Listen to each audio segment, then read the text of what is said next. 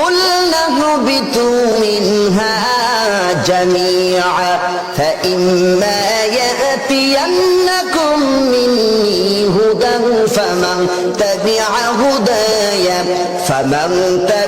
هُدَايَ فَلَا خَوْفٌ عَلَيْهِمْ وَلَا هُمْ يَحْزَنُونَ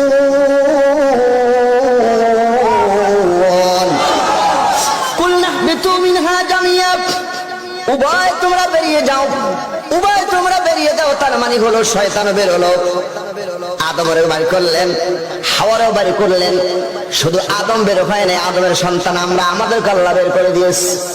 আদম বের করা মানে আদমের সন্তান সবাই বের হয়ে গেছে। আদম কান্দে, আল্লাহ আমার বের করলাম আমার ভুলের কারণে, কিন্তু আমার সন্তানের অবস্থা কি হবে? এবার কানটা খাড়া করেন, শিক্ষা আমার বের করা আমার ভুল, কারণ আমার সন্তান তো ভুল করে না।